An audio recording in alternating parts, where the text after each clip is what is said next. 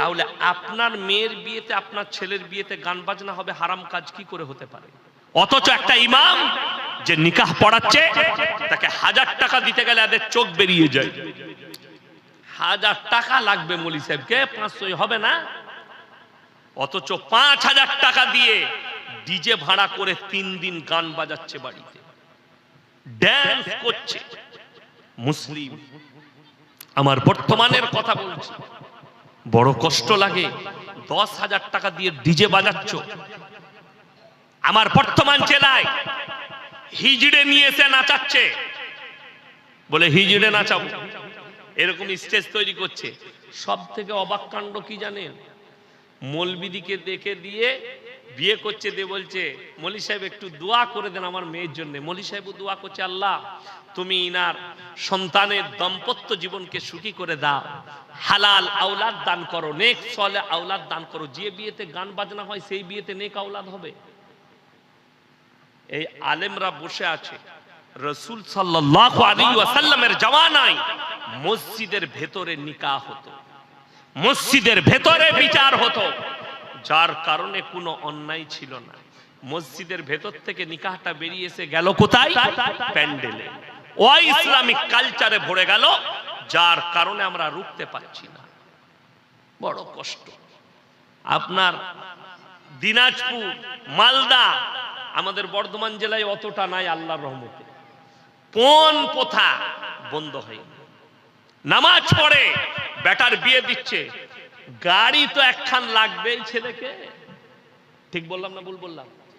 আপনাদের এলাকায় নাই? খুব আছে।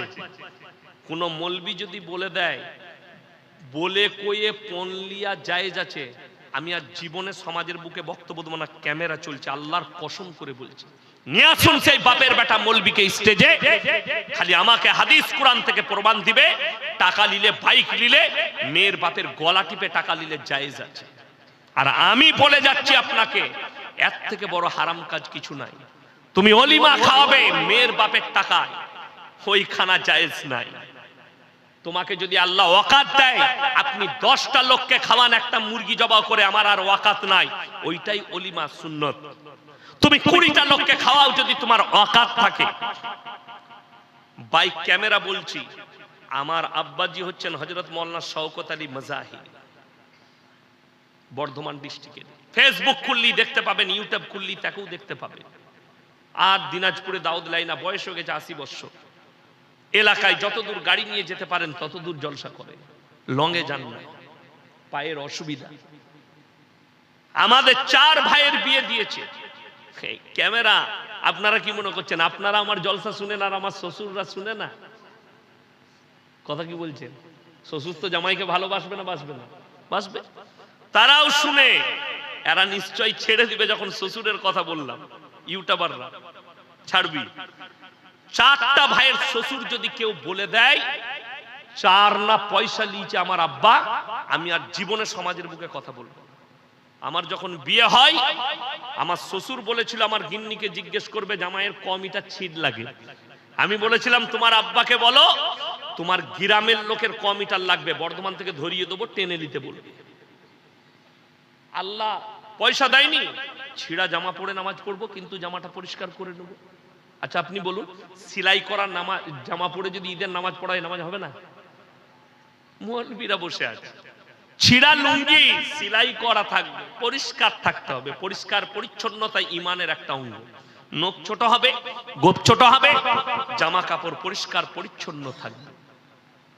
এইটা হচ্ছে রাসূল সাল্লাল্লাহু আলাইহি সাল্লামের সুন্নত। বাকি তোমার জামাই 5টা সেলাই থাক, অসুবিধা নেই। কিন্তু আমাদের দেশের যুবকরা ঈদের দিনে গলায় তোয়ালি লাগিয়ে ঈদগায় সব থেকে প্রথমে গিয়ে বসছে। জামাটা শ্বশুরের, শ্বশুর দিয়ে পাঠিয়েছে। আন্ডারপ্যান্ট শ্বশুরের, লুঙ্গি শ্বশুরের, গেঞ্জি শ্বশুরের, টুপি শ্বশুরের, আতর শ্বশুরের। বলে তোর কি আছে? বলে খালি আমার ন্যাংটা শরীরটা আমার, আর কিছু নাই। ওইটার উপরই ভরসা করে চলছিস তো। বড় কষ্ট লাগে। একটা মা, একটা বাবা 20 বছর পর্যন্ত একটা বিটিকে বুকেতে পেলে আপনার ঘরে পাঠাচ্ছে, এর থেকে বড় দৌলত আর কি দিবে? একটা মা নিজের পুরো পরিবারকে ছেড়ে আপনার পরিবারকে আপন করতে আসছে, অথচ তার বাপের বুকে ছুরি মেরে টাকা আনছে। দিনাজপুরের কথা বলছি, দক্ষিণ দিনাজপুরে 3 বছর আগে আমি জলসা করতে এসেছিলাম। সকালে চলে এসেছি, রাত্রে মুর্শিদাবাদে ছিলাম। সকালে এসে পৌঁছালাম এক ভদ্রলোকের বাড়িতে। তার মেয়ের বিয়ে ছিল 15 দিনের মধ্যে, না 1 সপ্তাহের মধ্যে। তো তিনার বাড়িতে আমাকে নিয়ে গিয়ে রাখলেন। মাটির বাড়ি, খুব সুন্দর রং ফং করেছে। তো আমি খানা খেতে বসলাম জোহরের পরে। তো ওই ভদ্রলোককে বললাম আপনিও বসেন। উনিও বসলেন। আমি বললাম ঘর আপনার বাড়ি খুব সুন্দর। বললে না মৌলী সাহেব, এই রং করেছি, মেয়ের বিয়ে আছে। চোখের পানি পড়লো লোকটা। কেন জানেন? বলে মৌলী সাহেব, মেয়ের বিয়ে তো দিচ্ছি, কিন্তু মনে মনে হচ্ছে মাঝে মাঝে, আল্লাহ তুমি আমাকে মেয়ে কেন দিয়েছি। এমন এই কথা বলো না, শুকর আদায় করো। বলে না মৌলী সাহেব, আমার বাপ বহু কষ্ট করে আমার বাড়ির কাছে একটা জায়গা কিনে দিয়ে গেছিল, জমি। আমার মেয়ের বিয়ে দিচ্ছি, পণ লাগবে, 3 লাখ টাকা লাগবে। আমি বললাম বিয়াই মশাই, আমি এই জায়গাটা আমার জামাইয়ের নামে, মেয়ের নামে করে দিচ্ছি। কিন্তু বললো না, বিক্রি করে টাকা দাও। আমাকে বিক্রি করে টাকা লাগছে, জামাইকে বাইক লাগছে। বলছে ওই জায়গা যখন দেখবো আমার বাপের দিয়ে আমার বুকটা ফেটে যাবে। যদি আমার বিটির নামে থাকতো আমি মরে যেতাম, তারপরে তারা বেচতো, আমার কিছু যায় আসতো না। কিন্তু আমার চোখের সামনে আমি বাড়ি থেকে বেরোবো আর দেখবো এটা আমার বাপের জমি, কিন্তু আমার মেয়ের পণ দিবার জন্য বিক্রি করতে হয়েছে। এই পরিবারগুলো শুনেলেন, তারা যদি তাহাজ্জুদ গুজার হয়, এদিকে মুমিন বলা যাবে না, আল্লাহর কাছে কিয়ামতের দিনে দাঁড়াতে পারবে না যারা এই ধরনের পাপে লিপ্ত। আজকে একটা পরিবারে মেয়ে জন্ম হলে মানুষ বিরক্ত বোধ করে, বড় কষ্ট। আমার বর্ধমান জেলার কথা বলছি, একদম সত্য ঘটনা।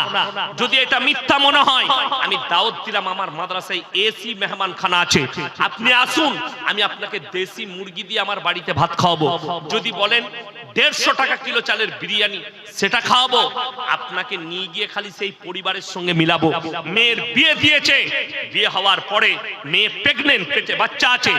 জামাই আর শাশুড়ি মেয়েকে বলছে তুমি যে বাচ্চা হবার জন্য বাপের বাড়ি যাচ্ছ, মেয়ে হলে তোমাকে ছাড় দেবো আর লুবো না, বেটা হলে তুমি আসবে। নাউজুবিল্লাহ বলেন, কত বড় কষ্ট।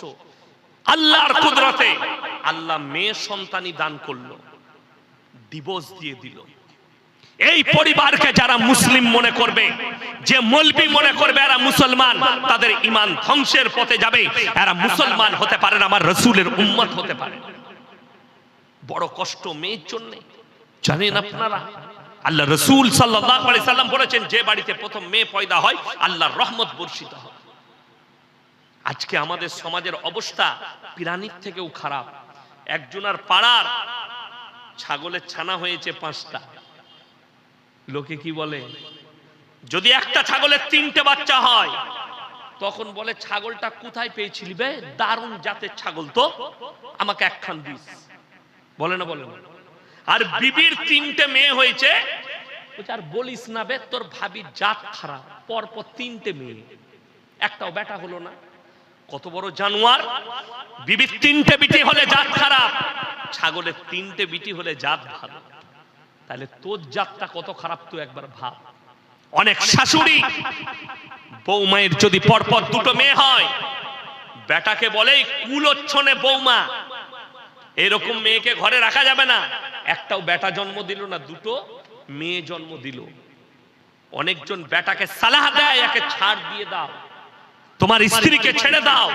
আমি বলবো সেই যুবক, তুমি তোমার মাকে বলবে যে আগে নানাকে বলো তোমার মাকে ছাড় দিতে, কেন তোমাকেও তো মেয়ে হিসাবে জন্মগ্রহণ করেছে।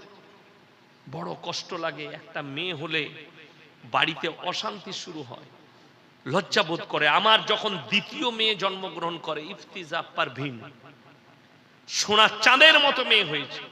আমি মাদ্রাসা থেকে ক্লাস করে জলসাই বেরুলাম, দেখতে গেলাম নার্সিংহোমে ক্যাবিনে আছে। যখন ঢুকেছি, আমার সম্পর্কে ফুফ শাশুড়ি হয়, পাশে বসে আছে, বেডের পাশে, স্ত্রীর পাশে, টপ টপ করে কাঁদছে। আমি মনে মনে ভাবলাম, আল্লাহ আমার বউটা মরে যাবে নাকি। ছেলেটার কিছু হলো নাকি, এটা আমার ভাবনা। ঢুকে বললাম, ফুপু কাঁদছো কেন? বাবা তোমার একটা বেটা হলো না, মানে তোমার মা গলায় পা দিয়ে তোমাকে মারেনি? তুমি তো মেয়ে জন্ম নিলে।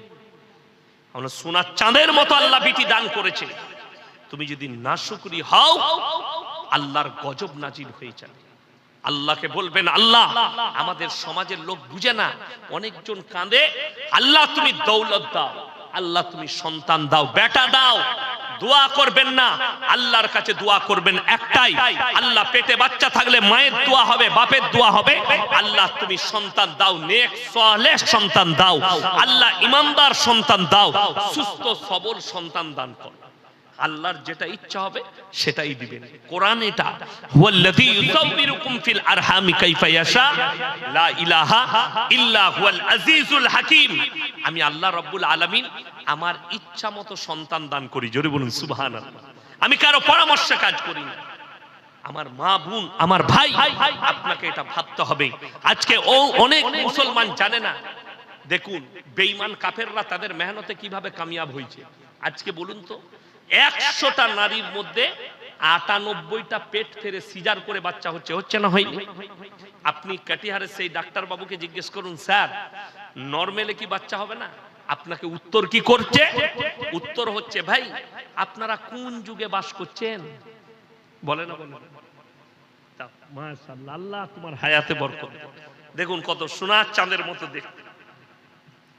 আমার ভাই, ডাক্তার বলছে তোমরা কোন যুগে বাস করছো? যেহেতু আপনারা চাষিবাসী মানুষ, শিক্ষিত নন, আপনি গেছেন আপনার বিবিকে নিয়ে, আপনার বিবি সিজার হবে, আপনাকে বললে আমার বর্ধমানে আপনাদের এলাকা থেকে প্রচুর রোগী যায়, বর্ধমান টাউনে বড় বড় 4500 ডাক্তার আছে। আমার বন্ধু আছে বড় নার্সিংহোম আশা, যেখানে আমি সময় পেলে গিয়ে বসি। নাসির ভাই, খতিব ভাই, জয়নাল ভাই, এনারা মালিক, আমার খুব খাস বন্ধু। আমি দেখি বিহারের, ঝাড়খণ্ডের, ভাগলপুরের গাদা পেশেন্ট যায়, কাটিহারের, কিষানগঞ্জের পেশেন্ট, প্রচুর পেটের রোগী। ডাক্তার পেট ফাটছে, আপনাকে বুঝাবে, আরে আপনারা তো বোকা মানুষ, চাষিবাসী, আপনারা কিছু জানেন? এখন এটা স্ট্যান্ডার্ড যুগ, এটা আধুনিক যুগ, এটা মডার্নিং এর যুগ। বাচ্চা পেট ফেরে বাচ্চা তুললে মা সুরক্ষিত থাকবে, মায়ের মরণ হবে না, মা সুস্থ থাকবে, বাচ্চা সুন্দর থাকবে। ওই ডাক্তার বাবুকে আমি জিজ্ঞেস করতে চাই, ছাগল গরু যেগুলো আছে, এরা মডেলিং এর যুগে আছে না এরাও এই যুগে, এই পেছনের যুগে আছে? মডেলিং এর যুগে। আচ্ছা শুনেছেন এখন গরুগুলোকে সিজার করে বাচ্চা হচ্ছে? কথা বলেন। ছাগলের 3টে বাচ্চা সিজার করতে হয় না, কুকুরের 6টা বাচ্চা সিজার করতে হয় না, শুয়োরের 14টা বাচ্চা হয় সিজার করতে হয় না। অথচ একটা নারী একটা মেয়ে জন্ম দিবে, একটা বাচ্চা জন্ম দিবে, বলছে পেট ফেরে বার করতে হবে। এটা বেঈমান কাফেরদের একটা বড় সাজিশ আপনার বিরুদ্ধে, এদের ঈমানকে ধ্বংস করা, এদের নারীদের ইজ্জতের হানি করা। আপনারা জানেন লকডাউনে এই ভারতবর্ষে 1 লাখ ছেলে জন্ম নিয়েছে, যাদেরকে কোনো নার্সিংহোমে নিয়ে যেতে হয় না, নরমালে বাচ্চা হয়েছে। করোনার ভয়ে কেউ নিয়ে যায়নি। এটা সমীক্ষা মিডিয়ার বলছি আপনাকে। যদি কোনো বাপের বেটা মিডিয়া থাকেন আমার সঙ্গে টক্কর লাগুন, তাদেরই বয়ান শুনিয়ে দেবো, তাদের বয়ান বার করে শোনাবো আমি। লকডাউনের সময় যে সেই সময় 1 লাখ বাচ্চা পয়দা হয়েছে নরমালে। গোটা পৃথিবী জুড়ে কয়েক কোটি বাচ্চা পয়দা হয়েছে লকডাউনে, নরমালে বাচ্চা হয়েছে। যারা হসপিটালে ভয়ে যায়নি, যে মারা, বাড়িতে নরমালে বাচ্চা হয়েছে। আর আজকে বড় কষ্ট লাগে, আপনার পেছনে সাজিশ হচ্ছে, আপনি বুঝতে পারছেন না। তার কারণ আপনার কাছে ইলম কালাম নাই। প্রত্যেকটা ভাইকে বলছি দ্বীনি শিক্ষা অর্জন করব, জোরে বলুন ইনশাআল্লাহ। আপনার বাচ্চাকে মাদ্রাসায় পাঠান। আমার গ্রামের সিস্টেম আমি রেখেছি, বড় মাদ্রাসা, বোর্ডিং এ 300-400 ছাত্র খায়। গ্রামের ছাত্ররা এসে পড়ে চলে যায়। স্কুল যাদের আছে, যাদের সকালে স্কুল, তারা জোহরের পরে বিকালে পড়তে আসবে। যাদের বিকালে স্কুল 12টার পরে, তারা সকালে মাদ্রাসায় আসবে। ফজরের পরে মাদ্রাসায় 9টা-10টা পর্যন্ত পড়লো। মৌলবি হওয়াটা জরুরি নয়, তার কাছে দিনটা থাকতে হবে। তসলিমা নাসরিন কোন অমুসলিম ঘরের, হিন্দু ঘরের মেয়ে নয়, এটা মুসলিম ঘরের মেয়ে। রাসূলের দুশমন, আল্লাহর দুশমন, কোরআনের দুশমন, দাড়ি টুপির দুশমন। এটা মুসলিম ঘরে জন্ম নিয়েছে। কলকাতার নাজিয়া ইলাই খান প্রতিনিয়ত ইসলামকে গালি দিচ্ছে, কোরআনকে গালি দিচ্ছে, মুসলমানকে গালি দিচ্ছে, অথচ মুসলিম ঘরে জন্ম নিয়েছে। জাস্টিস ইনায়েতুল্লাহ মুসলমান ঘরে জন্ম নিয়েছে। বাংলাদেশের আসাদ নূর এই হারামের আওলাদ নাস্তিক মুসলিম ঘরে জন্ম নিয়েছে, প্রতিনিয়ত আল্লাহকে গালি দিচ্ছে। তার কারণ কি? এদের মা বাবা এদিকে ছোটবেলায় দ্বীনি শিক্ষা দেয়নি, কোরআনের তালিম দেয়। আপনার গ্রামের মানুষের জন্য ভাগ্যের ব্যাপার। এই মাদ্রাসা আছে, যাদের সকালে স্কুল তাদেরকে বিকালে পাঠান, যাদের 10টার পরে স্কুল, ফজরের পরে স্কুলে মাদ্রাসায় পাঠিয়ে দেন, যাও একবার দ্বীনি শিক্ষাটা নিয়ে এসো। সেই ছেলেটা ডাক্তার মাস্টার হয়ে গেল, সে কিন্তু বেঈমান হবে না, নাস্তিক হবে না। আমার ভাই সবাই হাত তুলে বলুন, আজ থেকে আমরা কোরআনের সাথে সম্পর্ক রাখবো। জোরে বলুন ইনশাআল্লাহ। হ্যাঁ, সবাই হাত তুলেন, সকলে জোরে বলুন ইনশাআল্লাহ। কোরআনের সঙ্গে সম্পর্ক রাখুন। কোরআনে পারা কটা আছে? 30টা। কোরআন শুনেলেন, আপনারা অনেক টাকা দিয়েছেন, কোরআনের একটা বাণী শুনেলেন। وآتِ ذا القربى حقه والمسكين وابن السبيل ولا تبذر تبذيرا إن المبذرين كانوا إخوان الشياطين وكان الشيطان لربه كفورا وآتِ ذا القربى আমি যাদেরকে মাল দিয়েছি তোমার কাছের গরীব যদি তোমার কাছে হাত পাতে, তার হাতকে জীবনে ফিরিও না। নাম্বার 1, কাছের গরীব। আপনি যদি 10 টাকা দান করতে পারেন, কোন মাদ্রাসা মসজিদ হোক, কোন ভিক্ষুককে, মনে মনে ভাববেন, আল্লাহ তুমি আমাকে দেনেওয়ালা বানিয়েছো, আমাকে হাত পাতনেওয়ালা বানাও, এইটা ভাববেন। নাম্বার 2, ওয়াল ইয়াতামা ওয়াল মাসাকিন, এতিম আর মিসকিন যদি তোমার কাছে হাত পাতে, এদের হাতকে ফিরিও না। এই মাদ্রাসাগুলোই কারা পড়ে? এতিম আর মিসকিনরা পড়ে না? পড়ে না? গরীব গুরব এতিম মিসকিনরা। ওয়াবনাস সাবিলি ওয়ালা তুবাদ্দির তাবদীরা, আর মুসাফির যদি তোমাদের কাছে হাত পাতে, তাদের হাতকে জীবনে তোমরা ফিরিও না। এটা কোরআন। ইন্নাল মুবাদ্দিরিনা কানু ইখওয়ানাশ শায়াতিন ওয়া কানাশ শাইতানু লিরাব্বিহি কাফুরা। হে আমার রাসূল বলে দাও, যারা অপব্যয়কারী তারা হচ্ছে শয়তানের ভাই। অপব্যয় কি? আল্লাহ বিরোধী কাজে টাকা খরচ করা, রাসূল বিরোধী, ইসলাম বিরোধী কাজে টাকা খরচ করা, এরা হচ্ছে অপব্যয়কারী। আল্লাহ রাব্বুল আলামিন বললেন এরা শয়তানের ভাই। শয়তান জাহান্নামে যাবে, এর ভাই যারা হবে তারাও জাহান্নামে যাবে, জান্নাতের খুশবু পাবে না। আমার মুসলমান ভাই, আমার ইমানদার ভাই, আমি আপনাদের কাছে কিছুই চাইবো না। আমিও একজন মাদ্রাসাওয়ালা, আমি জানি একটা মাদ্রাসা চালানো কত কষ্ট। আমার মাদ্রাসায় 1 টাকা বোর্ডিং ফি নাই, কত কষ্ট আমরা বুঝি। আমার ভাই, আমি বলবো 30 জন ব্যক্তি উঠে আসুন, 500 করে টাকা কোরআনের জন্য কে কে দিবেন, আমার সাথে মুলাকাত করে যান। পয়সা নেই, ফোন পেতে দেন। পয়সা নাই, নামটা লিখিয়ে দেন, কালকে দিবেন, পরশু দিবেন। ভাইদের মধ্যে, মায়েদের মধ্যে মাত্র 500 করে বলেছে, একটা করে কোরআনের দাম, 30টা কোরআনের দাম। 30 জন আল্লাহর বান্দা কে কে আছেন? যদি আমার মা বোনের মধ্যে কেউ থাকেন, একটু পাঠিয়ে দেন। 30 জন আল্লাহর বান্দা, পয়সা নেই, আপনি দিয়ে যান। আমার হাতে 500 করে টাকা। মাশাআল্লাহ, আসুন, জাযাকাল্লাহ, আসুন, আল্লাহ আপনার হায়াতে বরকত দেখ। একজন হয়েছেন আমার ভাই, আসুন ভাই, মাশাআল্লাহ, আসুন। কি নাম? ফরমান আলী ভাই। 1টা 2টো 3টে 4টা 5টা, মাশাআল্লাহ, 5টা কোরআন শরীফের পয়সা। জাযাকাল্লাহ। কি নাম তোমার? মুখতার হোসেন ভাই। 1টা, 7টা হলো, মাশাআল্লাহ। মানিরুল ইসলাম ভাই 6টা, মাশাআল্লাহ। এটা যদি 5 করে দিতেন ভালো হতো, আমি অনেক দিন। মাশাআল্লাহ, 2000 বাকি লিখে দেন। 5, হ্যাঁ, কম হয়ে গেল। হ্যাঁ, মাশাআল্লাহ, মাশাআল্লাহ। তো ইনারা বলছেন কিছু বাড়িয়ে দেন, 10। না 6 নয়, এটা 10 করে দেন। আমি দোয়া করব, মুসাফির মানুষ। 6, আচ্ছা 6 করে দেন, মাশাআল্লাহ। 3 বাকি লিখে দেন।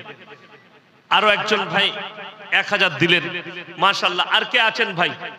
মায়েদের মধ্যে যদি কেউ থাকেন, দেখুন রাসূল সাল্লাল্লাহু আলাইহি সাল্লাম বলেছেন, যাকিরা, গচ্ছিত সম্পদ। কিয়ামতের দিনে মানুষ কিন্তু কাঁদবে, আমি যদি আরো কিছু কোরআনের জন্য খরচ করে আসতাম, আল্লাহর রাস্তায় খরচ করে আসতাম, আমার জন্য মঙ্গল হতো। দেখুন ভাই, যারা যুবক আছেন, ভাই আছেন, পয়সা নেই, ফোন পেতে দিয়ে যান, লেখিয়ে দিয়ে যান। ভাই মায়েদের কাছে কেউ কি পাঠান তো? মাশাআল্লাহ, কি নাম? ইসমাইল হোসেন ভাই